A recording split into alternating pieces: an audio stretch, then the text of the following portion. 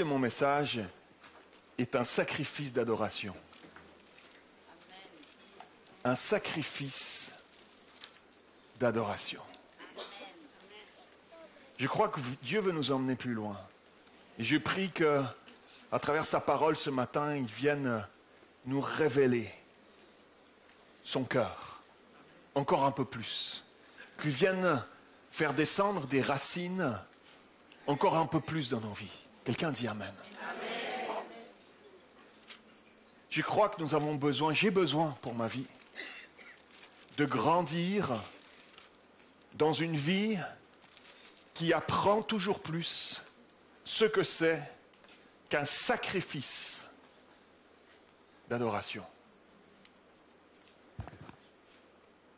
Déjà, dans l'Ancien Testament, alors que Dieu donne les directives à Moïse pour comment ils allaient faire pour rentrer en communion avec Dieu alors qu'ils avaient été coupés à la chute au Jardin d'Éden de cette communion avec Dieu. Dieu a toujours cherché à trouver cette solution, à tendre une main au peuple pour à nouveau connecter avec, pour qu'il puisse rentrer dans sa présence tout à nouveau. Et alors qu'il donne les directives à Moïse de comment ça allait se passer, il leur a dit, je viendrai, je descendrai, je viendrai habiter au milieu de vous.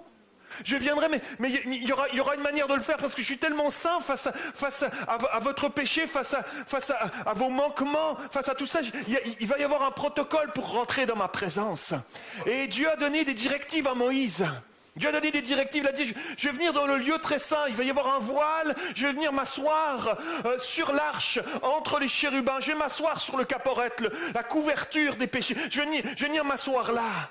Mais il y avait aussi le lieu saint, devant le lieu très saint, il y avait aussi le lieu saint. Et dans le lieu saint, il y avait la table des pains de proposition, il y avait le chandelier qui était là, qui illuminait le lieu saint, et il y avait un autel, l'autel des parfums.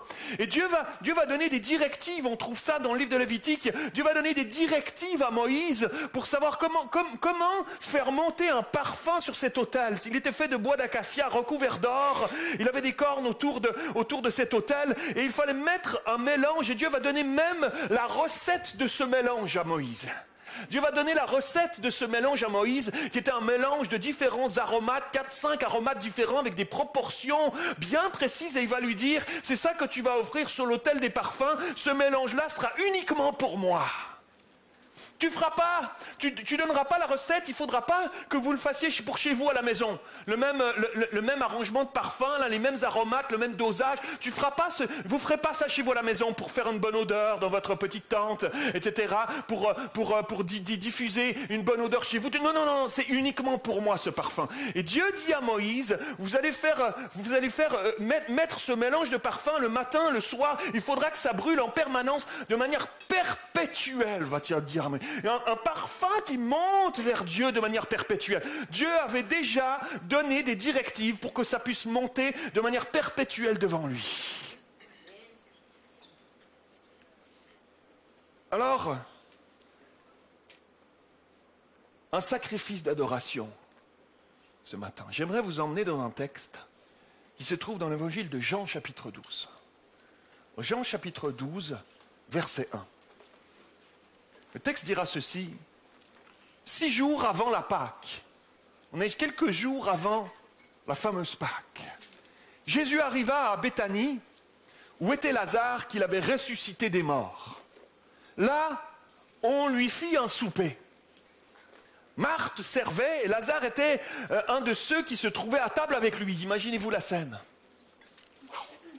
Marie ayant pris une livre d'un parfum de nard pur de grand prix, oignit les pieds de Jésus et elle lui essuya les pieds avec ses cheveux. Et la maison fut remplie de l'odeur du parfum. Un de ses disciples, Judas Iscariote, fils de Simon, celui qui devait le livrer, dit, « Pourquoi n'a-t-on pas vendu ce parfum 300 deniers pour le donner aux pauvres ?» Il disait cela non qu'il se mit en peine des pauvres, mais parce qu'il était voleur, et que tenant la bourse, il prenait ce qu'on y mettait. Mais Jésus dit, « Laisse-la garder ce parfum pour le jour de ma sépulture. » Vous avez toujours les pauvres avec vous, mais vous ne m'avez pas toujours. Amen. Ce matin, j'aimerais vous parler, mes amis, de la beauté, l'immense beauté au cœur de Dieu, mais aussi de la puissance d'un cœur qui loue Dieu, la puissance d'un cœur qui adore notre Dieu au-delà des circonstances de nos vies.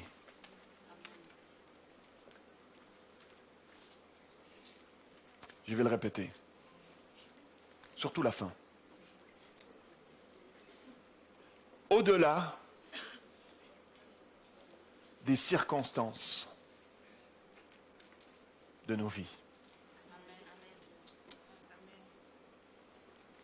C'est là qu'est le défi pour toi et moi. C'est là qu'est l'impossibilité humaine pour toi et moi. C'est les circonstances de nos vies qui font que je le loue, je l'adore quand tout va bien en général, quand je suis en paix, quand les circonstances alentour s'y prêtent. Alors on va comparer, parce qu'on a quelque chose à comprendre. On a quelque chose à vivre ce matin, mes amis. On a quelque chose à s'approprier ce matin. Parce que Dieu avait dit déjà, à l'époque de Moïse, il s'élèvera de cet autel des parfums, un parfum qui monte vers moi perpétuellement. Ah! C'est parce que si je regarde à ma vie, y a-t-il un parfum qui monte perpétuellement? Y a-t-il un parfum d'adoration qui monte perpétuellement, c'est-à-dire au-delà des circonstances de ma vie? La vérité, si on veut être honnête avec nous-mêmes, c'est que j'ai besoin de Dieu. La vérité, c'est que je n'y arrive pas. La vérité, c'est que j'ai beau tenter, je n'y arrive pas. Tu n'y arrives pas. Mais la vérité aussi se trouve dans la parole de Dieu. Si Dieu dit, faites-le, faites monter de manière perpétuelle. Et l'Ancien Testament, c'était l'Ancienne Alliance, c'était l'ombre des choses à venir. Ça veut dire qu'aujourd'hui, c'est encore plus valable. Ça veut dire que si c'est dans la parole de Dieu, c'est possible. Il y a quelque chose que j'ai besoin de découvrir. Il y a quelque chose que nous avons besoin de saisir pour une étape nouvelle dans notre vie spirituelle. Alléluia. Quelqu'un dit Amen. Amen. Oh, alléluia, j'avais hâte de vous... Non, mais j'avais hâte de vous apporter ce message. Parce qu'on va découvrir quelque chose de plus. Parce qu'on va avancer un bout plus loin. Parce qu'ensemble, en tant qu'Église, nous allons prendre un choix ce matin. Évidemment, un choix, chacun est libre. Mais nous allons choisir. J'ai crié à Dieu cette semaine pour qu'on choisisse ensemble. Pour que le plus grand nombre choisisse. Et que Dieu fasse de son Église, son épouse, une Église encore plus belle. Une Église qui se prépare. Une Église qui se part pour le moment de son retour. L'apôtre Jean dit dans l'Apocalypse cette vision. Je l'ai vue, cette épouse, elle est montée, elle était belle, elle était préparée. Alléluia. Elle se prépare. Alors c'est nous ça. Nous qui sommes appelés à nous préparer. Ça passe par des choses concrètes. Et ce matin, concrètement, nous allons découvrir ensemble comment Dieu aimerait nous préparer en nous faisant franchir une étape nouvelle dans notre vie d'adoration. Au-delà des circonstances de nos vies. Beau programme, non? Moi, j'ai hâte. Je ne sais pas vous, mais j'ai hâte. C'est comme quand je partais, que j'étais enfant, je vous fais des petites confidences. C'est comme quand j'étais enfant et qu'on partait en vacances et qu'on se levait à 3 heures du matin, les parents me levaient. Et c'était la seule fois de ma vie, de l'année de ma vie, que j'étais content de me lever. Que j'étais content de me lever. On part en vacances, les vacances, on va au bord de la mer et tout. J'imaginais le tas de sable et tout. Hein, j'allais enterrer ma soeur dans le sable et tout. Je me réjouissais de plein de choses. Il y avait une effervescence. Je me sens un peu comme ça.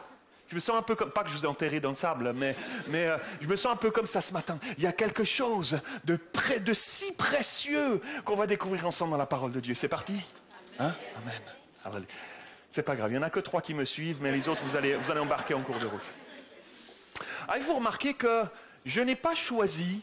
On va comparer 2 personnages. D'abord, on va comparer 2 personnages de ce texte ce matin. Et vous avez remarqué qu'on va voir 2 tableaux. Mais vous avez remarqué que je n'ai pas choisi un texte qui parle de musique. Un texte qui parle de louanges jouées avec des instruments. Parce que je crois, et il y en a dans la parole de Dieu, je crois que l'adoration est puissamment véhiculée, oui, par la louange, par la musique, par les instruments aussi, gloire à Dieu pour cela. Et on l'a fait si bien ce matin. Mais je crois que l'adoration est bien au-delà de cela. L'adoration, elle est au-delà de ça. Elle concerne tout le monde. Bonne nouvelle pour toi qui chantes sous ta douche et que même la douche a peur de toi quand tu chantes le matin sous ta douche. Bonne nouvelle, ça n'est pas une question de talent musical, ça n'est pas une question d'aisance à jouer d'un instrument ou à chanter de tes cordes vocales, de justesse parfaite. Ce n'est pas une question d'oreille parfaite. Non, ce n'est pas des questions de cela. Ça concerne chacune d'entre nous. C'est un état de cœur. C'est un état de cœur. Elle sort d'un cœur sincère, l'adoration. Elle sort d'un cœur sincère qui désire faire monter un sacrifice d'adoration devant Dieu. Parce que c'est un sacrifice. C'est un sacrifice aujourd'hui de dire, je vais choisir de mettre mes préoccupations de côté. Mais l'épreuve que je suis en train de traverser, que la tempête qui est en train de souffler, je fais l'effort, je choisis de dire, je le mets de côté. Non pas que je fais un déni, que je fais l'autruche, mais je choisis pour un moment de le mettre de côté pour me centrer pleinement sur Dieu, sur qui il est, lui qui ne change pas au-delà des circonstances de ma vie. C'est un sacrifice. C'est vrai, c'est un sacrifice. Alors on va comparer ce matin l'état de cœur de Marie, premièrement, dans ce texte,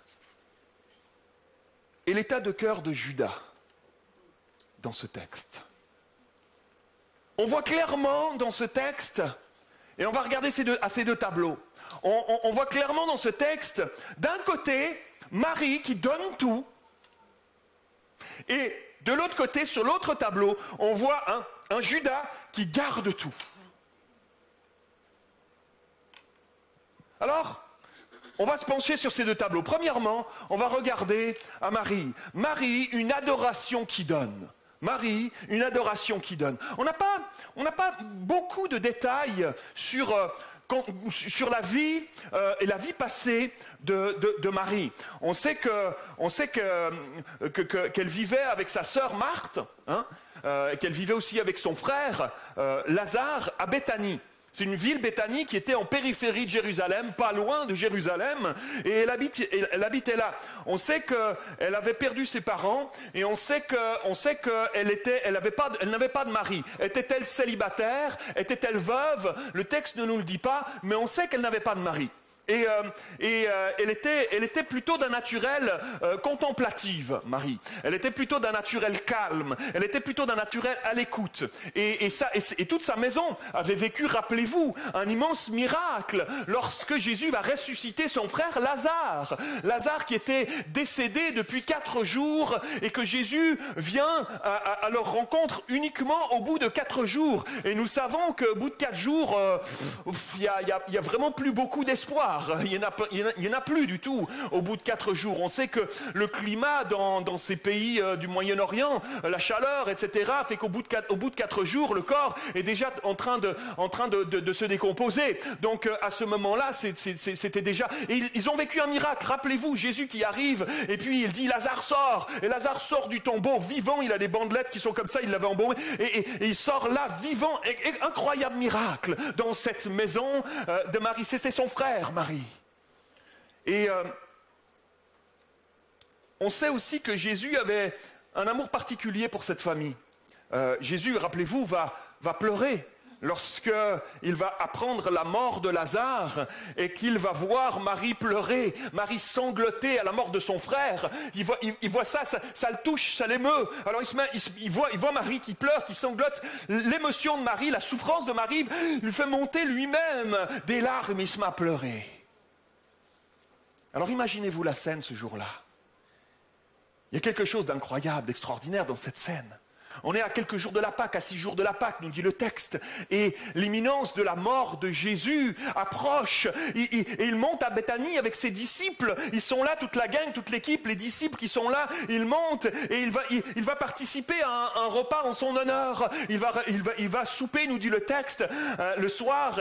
Et il devait y avoir une ambiance de fête. Il se préparait pour la fête de la Pâque qui allait arriver. Il y avait une ambiance festive qui était là. Tous ses amis qui étaient réunis ensemble autour d'un repas, toute une ambiance autour de cette table, Pierre, Jacques et Jean qui sont là, les disciples, et puis Judas qui est là, et puis toutes les femmes qui sont là, toutes ces personnes qui sont là, il y a une effervescence, comme un témoignage autour de cette table, un témoignage puissant de l'œuvre de Dieu, de la puissance de Dieu. Lazare est là assis, cet homme-là qui a été ressuscité d'entre les morts, il est là assis à la table.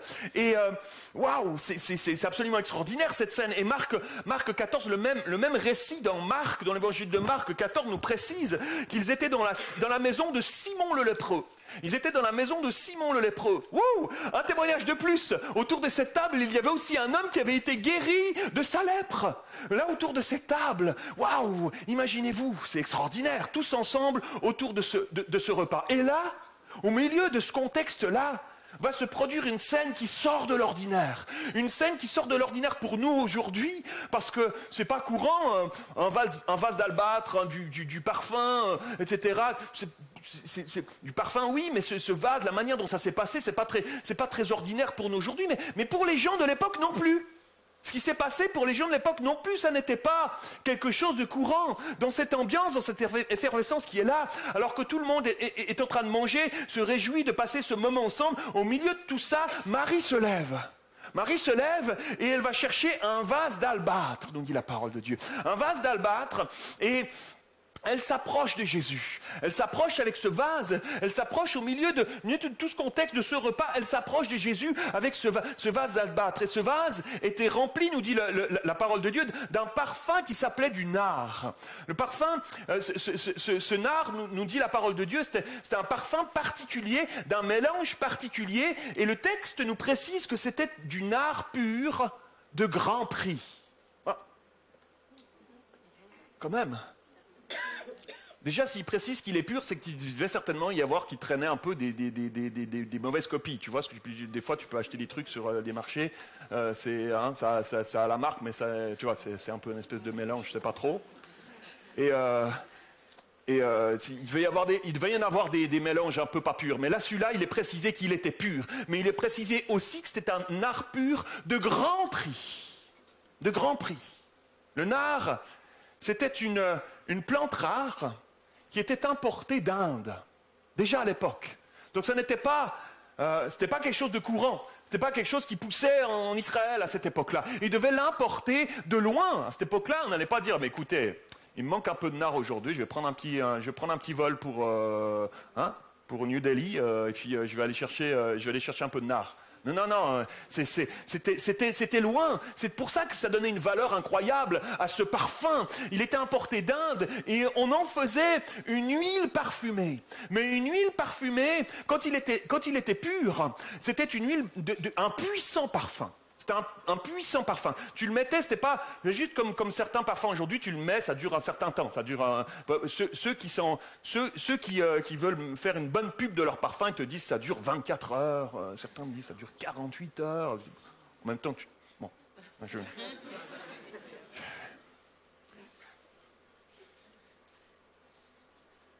C'était entre autres avec du nard qu'on enduisait les défunts lorsqu'ils étaient décédés et qu'on les embaumait.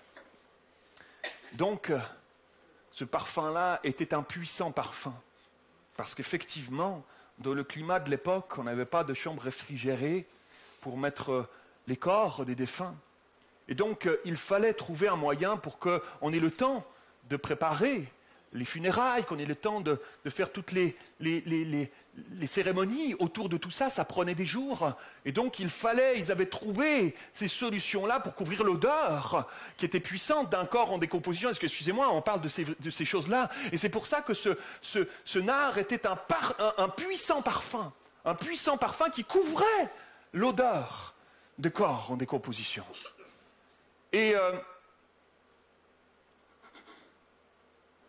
Le vase d'albâtre que Marie tient entre ses mains était fermé hermétiquement. Et on ouvrait ces vases-là seulement dans des grandes occasions pour n'en prélever qu'une petite partie, le moins possible. Plus j'en garde, plus... Faut pas trop, pas trop. C'était si précieux. Et il est dit que ce vase contenait 1 livre de ce précieux liquide. Littéralement, c'est à peu près 1 demi-litre. 1 demi-litre de ce précieux nard, et que cela représentait 300 deniers. 300 deniers, c'était le salaire d'une année de travail à peu près pour un ouvrier de l'époque. Une année de travail. Imaginez-vous que c'était certainement les économies que les parents décédés de Marie avaient amassées durant une bonne partie de leur vie pour donner à leur fille le trousseau pour sa fille. Et elle s'approche des pieds de Jésus avec ce vase d'albâtre. Elle s'agenouille, elle brise le bouchon du vase et elle répand tout le parfum. Elle répand tout le parfum sur les pieds de Jésus. Elle va même essuyer les pieds de Jésus avec ses cheveux. Incroyable. Et elle donne tout. Elle donne tout. Et là, au milieu de ce repas, comme si on faisait un arrêt sur image, il y a 2 scènes qui se dessinent clairement. 2 scènes qui se dessinent, 2 tableaux. D'un côté, on a Marie qui semblait être la seule à avoir saisi l'imminence, l'intensité de ce moment, la symbolique, l'importance de ce moment et l'imminence de la mort de Jésus qui arrive. Et du plus profond de son cœur va naître un désir d'adorer son maître avec tout ce qu'elle est, avec tout ce qu'elle a, avec tout ce qu'elle a de plus précieux. Elle prend cela et elle va vers lui. Et de l'autre côté, il y a, sur cet autre tableau, il y a des disciples qui semblent pas saisir ce moment. J'imagine leur réaction alors que Marie brise ce parfum. J'imagine leur réaction. Qu'est-ce que tu fais? Mais non, fais pas ça. J'imagine leur réaction. Ils comprennent pas.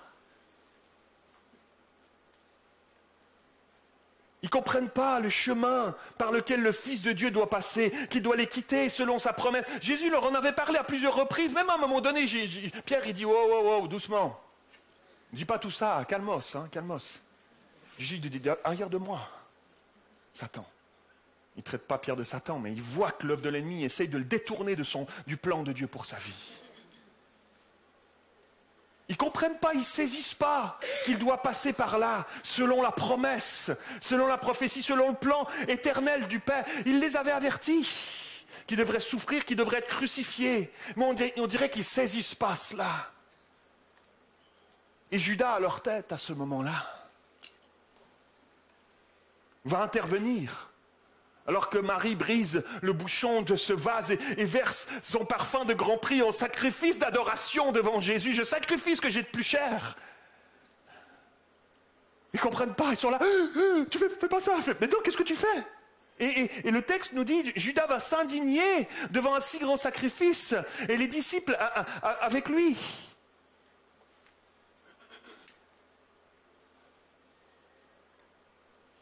Le même texte dans l'évangile de Matthieu, nous a raconté ce texte dans Matthieu 26, nous dit que les disciples vont s'indigner. Et Marc 14, ce récit-là raconté dans l'évangile de Marc 14 va même jusqu'à dire qu'ils étaient irrités contre Marie. Irrités. Qu'est-ce que tu fais, Marie? Sérieux? Sérieux? Tes parents, là, ils ont économisé toute leur vie pour te donner ça. Toi, tu le plains, tu le casses comme ça, tu verses même par terre ça. Regarde, ça tombe dans la poussière. Même si tu lui mets pas, si tu l'avais mis sur la tête à la limite, mais tu lui mets sur les pieds en plus. Regarde, ils sont irrités contre elle. Ils sont irrités contre elle. Waouh! Mes frères et sœurs, il y a une adoration qui donne et il y a une adoration qui retient. Quel adorateur veux-tu être? C'était pourtant les disciples. C'était pourtant les disciples, ceux-là qui avaient été enseignés au pied du Maître, ceux-là qui avaient passé ces dernières années à son écoute, formés par lui au pied de Jésus. Ils l'avaient vu constamment donner et se donner.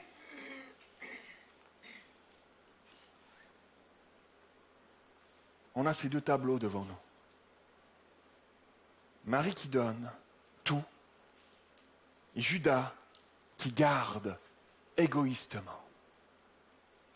Alors regardons quelques instants mon deuxième point, Judas, une adoration qui garde. C'était intéressant de voir que déjà avant l'épisode du repas de la Pâque, où Jésus met le doigt, où Jésus va mettre le doigt directement sur Judas. Hein. Rappelez-vous, il est dit que les disciples l'interrogeaient, parce qu'ils disaient, il y a quelqu'un parmi vous qui va me trahir. Et puis les disciples disaient, mais qui c'est? C'est moi, c'est qui? Puis même Judas va dire, oh, dis donc, c'est qui? Alors qu'il l'avait déjà planté. Hein. Et donc il a dit, celui qui met la main dans le plat avec moi. Et Judas, à ce moment-là, bam, met la main dans le plat en même temps. La Bible nous dit que Satan rentra en lui. Il a quitté ce lieu pour aller chercher les soldats pour se saisir de Jésus. Mais avant même cet épisode-là, la Bible nous dit que Judas était déjà un homme fourbe, que Judas était déjà un tricheur, un menteur, un voleur. Il l'était déjà. Le texte nous dit que la Bible nous dit que Judas était le gérant de la bourse. C'est-à-dire que l'équipe des 12 disciples autour de Jésus, ils sillonnaient le pays, ils avaient une bourse, il fallait qu'ils payent certains frais, il fallait qu'ils se nourrissent un peu, etc. Ils avaient une bourse. Et c'était Judas qui gérait la bourse. C'était lui le comptable, le trésorier. C'est lui qui gérait la bourse. Et la Bible nous dit qu'il avait la fâcheuse tendance, qu'il avait la mauvaise habitude de puiser dans la bourse, de piquer dans la caisse. Il avait la fâcheuse tendance de prendre pour lui, de se servir dans la caisse pour lui-même, pour lui. Pour ses besoins, il volait dedans. Waouh! Imaginez-vous. L'apôtre Jean dira de lui qu'il est un voleur. Waouh! Ça en dit beaucoup sur le cœur de Jésus. On n'a pas le temps de voir ça ce matin, mais waouh!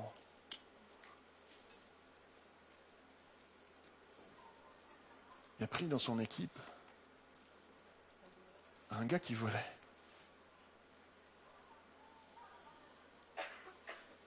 Dieu tend la main à chaque être humain ici-bas. Dieu tend la main. Il donne une chance à chacun. Même les voleurs. Parmi ces 12, les plus proches. Waouh! Mes amis, Judas, c'est la voix de la chair. Judas, c'est la voix de la chair, cette voix de la raison humaine qui laisse l'envahir de ses mauvais désirs. Judas voit avec les yeux humains.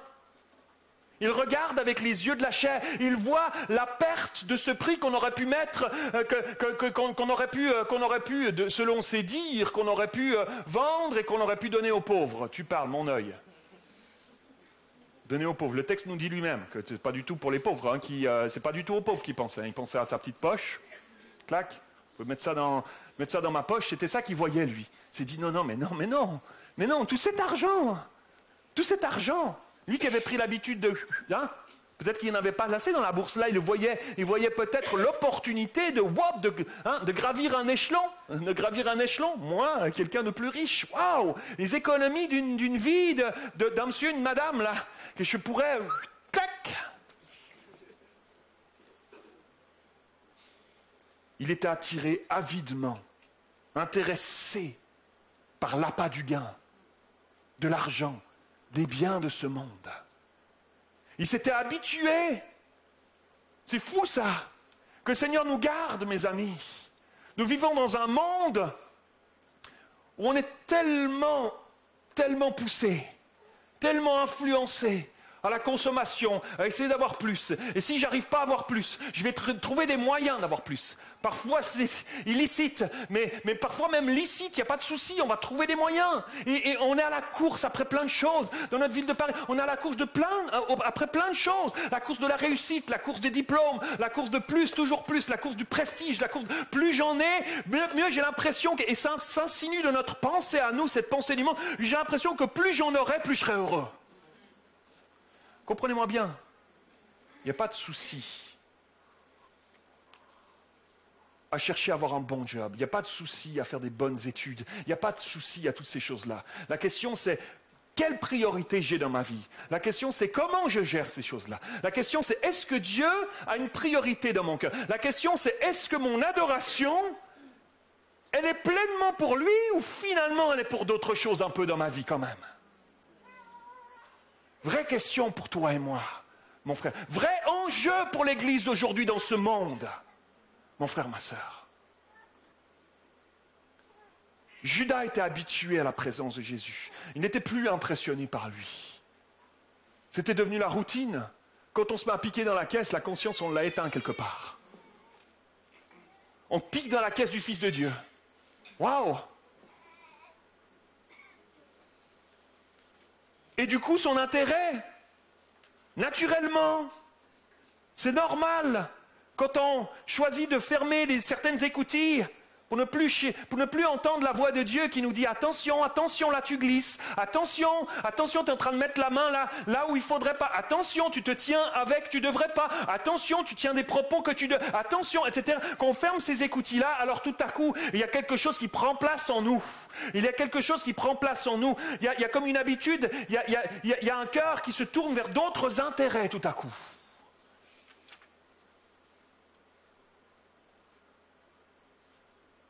D'autre chose que Jésus. Son cœur et son adoration n'étaient plus centrés sur la personne de Jésus, et c'est là que vient le problème, mes amis.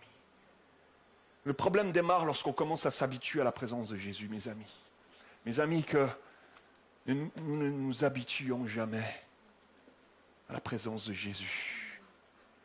Que nous ne nous habituions pas, mes amis, que nous la cherchions comme jamais dans nos vies, que lorsque nous venons le dimanche matin, nous venons ici avec une attente dans notre cœur. La Bible dit que là où 2 ou 3 sont réunis, il est présent au milieu de nous. La Bible dit qu'il siège au milieu des louanges de son peuple. Lorsque nous venons dans la maison de Dieu, il est ici au milieu de nous, mes frères et sœurs. Il est ici. Ne laissons pas la routine s'installer. Ne venons pas à l'église par habitude en pensant que cette habitude religieuse nous sauvera de quoi que ce soit, nous amènera quoi que ce soit, mes amis. C'est la seule personne qui peut nous amener quelque chose dans le marasme de ce monde et de nos vies ici-bas. C'est la personne de Jésus. C'est pour ça, c'est pour lui que nous nous réunissons jour après jour, semaine après semaine. Alléluia. C'est pour lui que nous nous réunissons. Alléluia.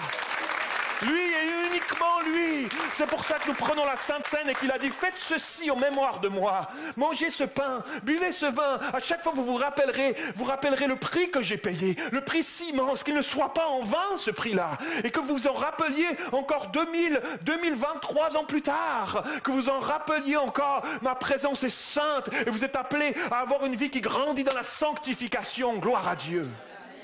Alléluia.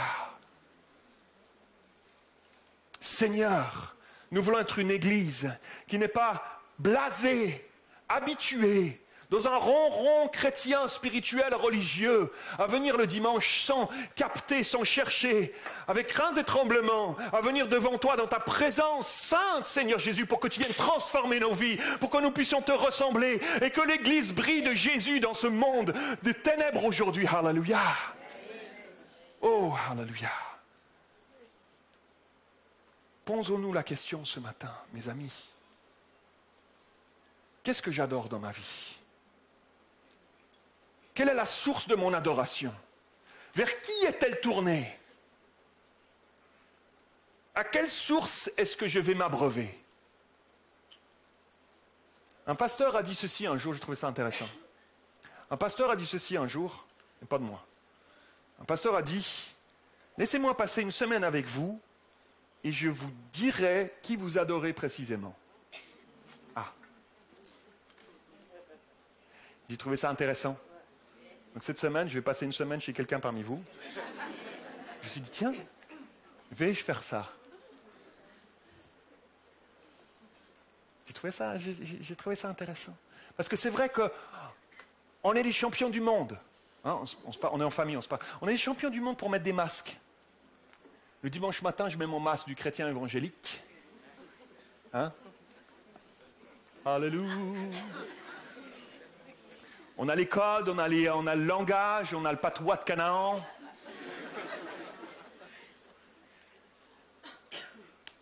Et comprenez-moi bien, on vient sincèrement, mais c'est si facile de se mettre ce masque-là. Et derrière, on rentre chez nous à la maison, Et je me permets des choses.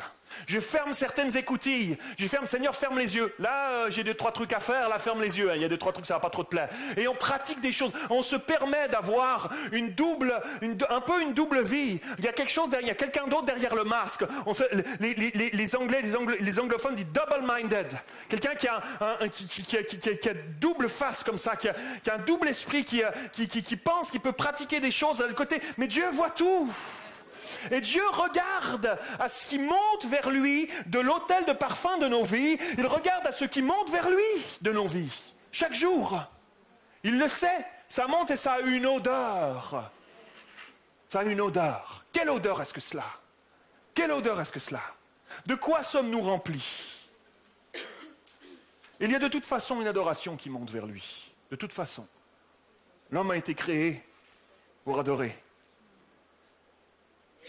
Mais vers qui, vers où est-elle tournée? Quel parfum monte? De quoi sommes-nous remplis? Aujourd'hui, on peut être rempli de tellement de choses. On peut être rempli de tellement de choses.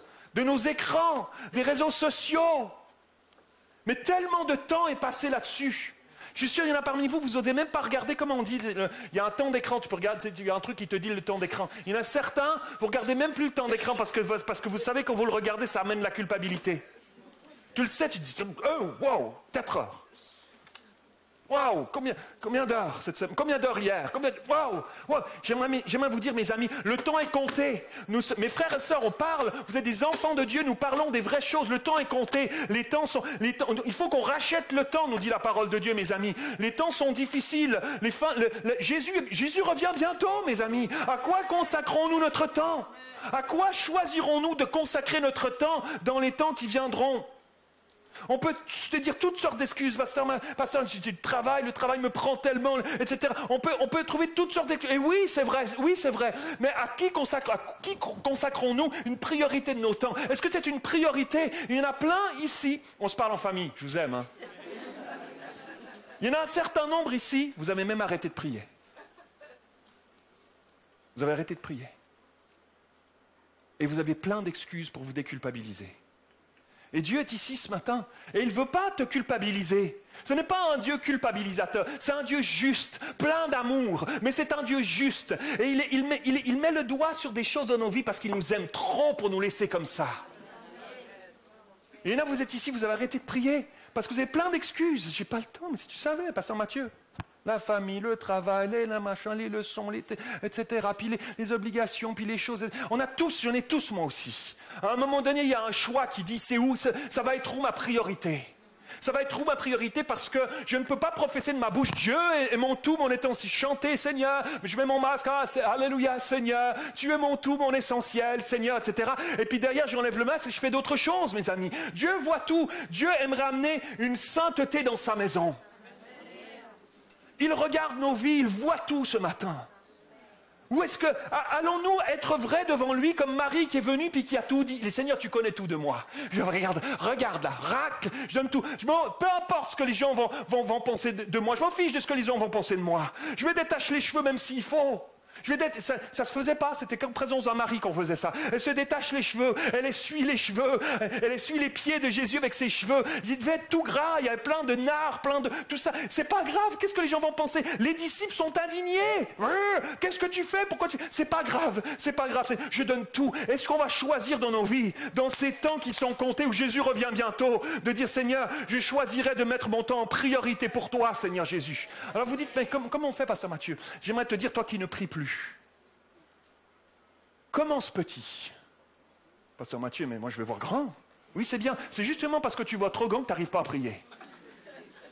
Parce que tu lis des trucs, tu as entendu dire que, peut-être tu as lu certains livres, des fois d'un revivaliste, tu te dis, waouh, il priait 3-4 heures tous les matins, lui. Il se levait à 4 heures du matin pour prier. Comment je vais... Non, commence petit. Toi qui ne pries plus, commence 10 minutes, tous les jours, à prier. C'est pas beaucoup, pasteur Mathieu. Oui, c'est justement, c'est déjà mieux que rien. Hein? C'est déjà mieux que ton rien en ce moment. Commence 10 minutes. Et tu vas te rendre compte que dans la présence de Jésus, fais 10 minutes, mais un vrai 10 minutes, s'il te plaît. Un vrai 10 minutes, s'il te plaît. Non, tu vois, je veux dire, le 10 minutes, t'éteins tout. L'écran, le téléphone, les réseaux sociaux, tu mets un rideau à ta fenêtre s'il le faut pour que tu ne sois pas tenté de regarder les petits oiseaux qui sifflent le matin, etc. Un vrai 10 minutes, tu te consacres, pas un 10 minutes où tu dis tous tes sujets de prière. Tu fais un monologue. Et puis, hop, merci Seigneur, bonne journée, on se retrouve bientôt. Hein. Et puis, non, un vrai 10 minutes. Un 10 minutes où tu n'as rien d'autre que adore le Seigneur. Adore-le pour qui il est. Il est digne de louange. Dis-lui qu'il est bon. Rappelle-lui qui il est. Tu es Dieu. Seigneur, je m'en vais dans ma journée, j'ai mes collègues qui sont pas sympas, j'ai mon patron qui me met la pression. Seigneur, les transports, les grèves, etc. Seigneur, je vais avoir besoin de toi. Seigneur, au secours. Tu sais que je t'aime. J'aimerais te refléter dans cette journée, s'il te plaît. Tu sais ce qui va se passer. Tu vas te rendre compte que Dieu répond aux prières. Tu vas passer du temps dans sa présence et tu vas te rendre compte que Dieu répond à ta prière. Il va saisir ta vie, il va te prendre et il va changer. Tu vas te rendre compte que tout à coup, wow, tu as une patience que tu n'avais pas avant avec tes collègues de travail. Hein? Tu vas passer une journée puis tu vas te dire, oh, ça a bien été aujourd'hui. Hein? Pourtant, qu'est-ce qui m'a saoulé, mais ça a bien été. On dirait que j'ai supporté mieux que d'habitude. Gloire à Dieu. Il t'aide dans ces moments. Alléluia. Et tu vas te rendre compte que dans ton 10 minutes, tu vis tellement de moments super sympas que tout à coup, ton 10 minutes va devenir 15 parce que tu as envie de... Tu te rends compte. Et tout à coup, tu vas sentir qu'elle va t'attirer dans sa présence. Tu vas sentir comme une respiration. J'en ai besoin. J'ai besoin de remplir mes poumons d'un oxygène. J'ai besoin de remplir mes journées de cet oxygène-là pour me donner la force. On se parle en vrai. J'ai pas la force dans ce bas monde. J'ai pas la force dans Paris d'avoir la patience. Je n'y arrive pas. Tu n'y arrives pas non plus, fais pas semblant. Tu n'y arrives pas. Tu n'y arrives pas. Et là, tu vas te rendre compte que tu y arrives, appuyé sur Jésus, qu'il te donne des forces renouvelées, qu'il te donne des forces nouvelles. Gloire à Dieu. Et tu vas te rendre compte que, alors, tu ne voudras plus commencer tes journées ailleurs que dans sa présence. Alléluia. Commence petit. Quelqu'un a retenu? Quelqu'un a retenu? Commence petit. Alléluia. Oh, yes, Jesus, je prie que Dieu fasse de nous une église qui prie quotidiennement. Une église formée de frères et de sœurs qui ne prient pas juste le mardi soir. C'est vrai, on vit des tellement bons moments. Venez encore mardi, s'il vous plaît. Mais des frères et sœurs qui le vivent chez eux à la maison. Qui se réjouissent de demain matin parce que j'aurai mon moment spécial où j'enlève tous les autres trucs et je prends un moment avec lui. Et tu auras envie que ce sera le soir aussi après. Tu auras envie de terminer ta journée aussi avec lui. Avant d'aller te coucher, tu te mettras à genoux. Tous les jours de ma vie, j'ai vu mes parents à genoux devant leur lit. Chaque jour de ma vie. Je ne serai pas là. Je ne serai pas là. Il y a une puissance. Il y a une puissance, mes amis. Mais je pourrais vous dire encore tellement de choses. Quelle heure est-il? Il fait chaud, hein? C'est juste moi ou... Est-ce qu'on peut mettre un carburé, un peu d'air frais? Parce que sinon, il y en a qui vont... Sinon, il y en a qui vont piquer du nez, hein, piquer une petite sieste, là. On est début d'après-midi, déjà, bientôt. Merci, Natacha. Tu mets, hein, mets -5 ici sur l'estrade, s'il te plaît. Non, mais on va bientôt terminer. Moi, j'ai encore une bonne pensée pour vous. Oh, j'avais hâte de prêcher ce message, mes amis. J'avais hâte de vous partager la parole de Dieu. C'est extraordinaire. J'aimerais vous partager encore un bout de...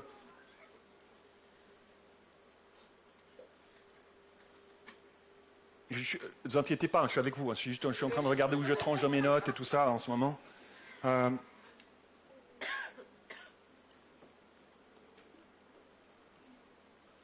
Alors que les disciples sont en train de s'offusquer contre Marie parce qu'elle a fait ce sacrifice-là et qu'ils ne comprennent pas, Jésus va lui dire, laissez faire, laissez-la faire. Et qu'est-ce qu'il va ajouter? Oh, c'est bon. Qu'est-ce qu'il va ajouter? Il va dire, c'est pour ma sépulture. Il y a quelque chose de prophétique dans le geste de Marie à ce moment-là. Il y a quelque chose de prophétique dans son geste. Jésus va dire, laissez-la faire parce que c'est ma sépulture qu'elle est en train de préparer. Waouh! Mais qu'est-ce que ça veut dire? Comment ça, sa sépulture? On a vu en introduction que à l'époque, on embaumait les morts. C'était une tradition qui venait d'Égypte et qui s'était répandue dans le Moyen-Orient. Le plus possible, on embaumait les morts avant de les mettre en terre au tombeau et on les enduisait alors de toutes sortes d'huiles parfumées. Et il y avait du nard, mais il y avait aussi toutes sortes d'autres huiles parfumées qui dégageaient une forte odeur pour les jours qui suivront. Et le nard faisait partie de ce mélange d'aromates puissants qu'on mettait sur le corps du défunt. Donc, en faisant ce geste, alors que les disciples de Jésus eux-mêmes ne saisissent pas du tout ce que Jésus est en train de traverser, qu'il va devoir mourir véritablement, Marie, elle, va avoir ce geste prophétique en répandant ce parfum sur Jésus. Elle va avoir un geste prophétique, c'est ça que Jésus va dire, c'est pour ma sépulture. Mes amis, dans une adoration sincère, envers Jésus, pleine et entière, il y a une dimension prophétique. Il y a une dimension prophétique de proclamer et de glorifier ce Jésus qui est, qui était et qui revient. Alléluia. Il y a quelque chose d'éternel, quelque chose qui est gravé dans les lieux célestes lorsqu'on adore Jésus de tout notre cœur, de tout notre être, pleinement, entièrement. Marie a donné sa vie, elle a tout donné. Elle a tout donné en adoration devant son Jésus quelques jours avant que lui donne sa vie pour la sienne sur la croix. Alléluia. D'ailleurs, alors que Marie va donner à Jésus tout ce qu'elle a, en brisant ce parfum, sans le savoir, et en le répandant sur ses pieds, sans le savoir, elle va être la dernière personne à oindre Jésus. Notez bien ceci, elle va être la dernière personne à oindre Jésus, à lui répandre ce parfum sur ses pieds, à l'embaumer, à préparer sa sépulture. Et ces parfums restaient là des jours et des jours et des jours et des jours et des jours. Des jours et des jours et des jours. On était quelques jours avant la Pâque. Et les disciples et les femmes, rappelez-vous, ont voulu aller avec des parfums pour embaumer Jésus lorsqu'il était au tombeau après sa mort. Ils sont venus le dimanche parce que samedi c'était Shabbat. Et les Juifs, chez Shabbat, on ne bouge pas de chez nous. On ne peut pas faire du travail, on ne peut pas faire ces choses. Je ne peux pas aller embaumer quelqu'un, je ne peux pas. Donc, elles se lèvent le dimanche matin tôt, elles ont attendu tout le samedi, comme ça, et puis le dimanche matin, elles se lèvent au plus tôt pour aller embaumer, pour aller s'occuper. Et elles arrivent là, et Jésus n'est déjà plus là. La pierre est roulée. Il est ressuscité. C'était trop tard. Mais imaginez-vous que ce geste de Marie, ce jour-là, quand elle répand le parfum, est un geste qui a rejailli jusque dans l'éternité.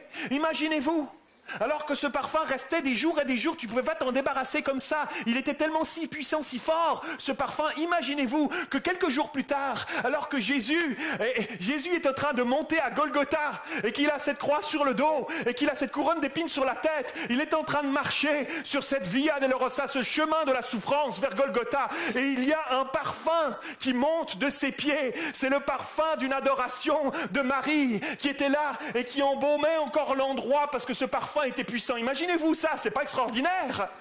J'avais hâte de vous le partager, mes amis. C'est pas extraordinaire? Imaginez-vous que alors qu'il lui plante des clous dans ses pieds sur la croix, le parfum, les soldats devaient être là tout près des pieds, avec le clou, le marteau, et on frappe, et des pieds de Jésus se dégage le parfum de l'adoration d'une femme qui a tout donné. Alléluia. Et alors qu'il meurt sur la croix et qu'il crie, qu'il dit, Seigneur, tout est accompli, tetelestai, je remets mes mains, mon esprit entre tes mains, Seigneur. Et il va pousser un grand cri et il va décéder. Il y a le parfum de cette femme qui est encore là. Et alors qu'il descend, la Bible nous dit qu'il est descendu, alors qu'il est mort, il est descendu au séjour des morts. Et il est allé prendre les clés de la mort des mains de Satan. Et alors qu'il est là et qu'il est dans cet endroit-là, il y a un parfum qui est encore là. Il y a un parfum de l'adoration d'une femme qui l'accompagne. Et lorsqu'il monte auprès du Père, il y a ce parfum qui est encore là, qui lui colle à la peau. Gloire à Dieu, d'une femme de la richesse, de la beauté, de la profondeur, d'une adoration pleine et entière. Alléluia. Alléluia. Oh, j'avais hâte de vous le partager. C'est bon ou pas, la parole de Dieu? Alléluia. Oh, merci Seigneur. Ton adoration a du prix aux yeux de Jésus. Alléluia. Elle a du prix aux yeux de Jésus. Lorsque tu vas à la source, que tu vas te plonger aux pieds de Jésus. Alors que le musicien s'approche, s'il vous plaît. Elle a du prix. Malgré les circonstances de ta vie. C'est un parfum qui monte sur l'autel de ta vie. Et qui lui est agréable. Ça monte. C'est un parfum de bonne odeur. Ça vaut la peine de sacrifier, mes amis. N'aie pas peur de sacrifier du temps. N'aie pas peur de sacrifier des priorités. Ça en vaut la peine. On a peur du sacrifice. Jésus lui-même, à Gethsémani, a dit, Père, s'il était possible dans son humanité, il était pleinement Dieu, mais pleinement homme. Il dit, Père, s'il était possible que cette coupe passe loin de moi, sans que je la boive. C'est pas humain de souffrir. On fait tout pour ne pas souffrir. On prend tous les médicaments qu'on peut. On fait tout pour... Merci Seigneur pour les médecins. C'est pas inné à la pensée humaine de souffrir.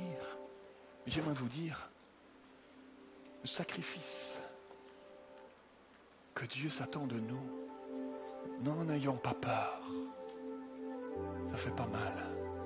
Dieu supplée. Dieu donne. Dieu redonne. Dieu te donne ce que tu as besoin. Alors que tu t'approches de lui, que tu choisis de sacrifier en disant, Seigneur, j'ai pas la force, Seigneur.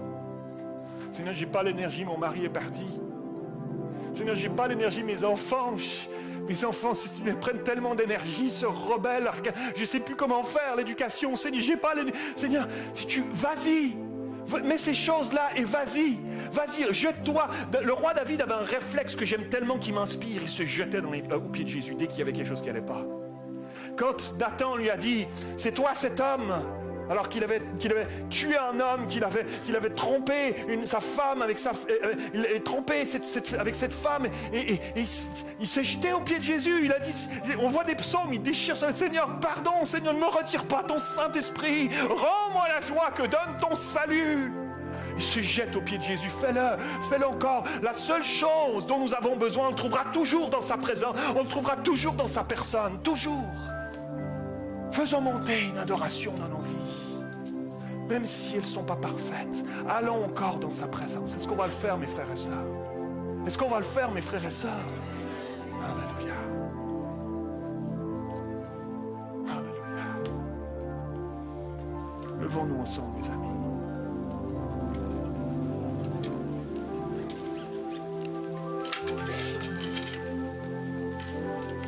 On va l'adorer en terminant. On va l'adorer en esprit et en vérité. Et n'oubliez pas, il siège au milieu des louanges de son peuple. Il est ici choisi de dire, voilà, Seigneur, mes préoccupations, ma tempête, que je te la confie, Seigneur, je te la dépose tout à nouveau au pied de ta croix. Et demain, il va falloir que je la redépose parce que c'est tellement lourd, cette situation, elle fait tellement partie de mon quotidien que je vais devoir te la reposer demain. Je te la reposerai demain, Seigneur, parce que je ne veux pas être ailleurs que dans ta présence. Je saisis, je comprends, je veux m'accrocher à toi, Seigneur. C'est toi mon bien, mon seul bien. Alors je mettrai les choses en place dans ma vie s'il le faut, les priorités où il le faut, le temps qu'il faut à consacrer, je le ferai. Seigneur, c'est 10 minutes, Seigneur. Je ne veux plus ne plus prier, Seigneur. Je ne veux plus, Seigneur, passer à côté de ta présence sans m'arrêter, Seigneur Jésus. Alléluia. Alors je vais t'adorer. Adorons-le en terminant. Alléluia.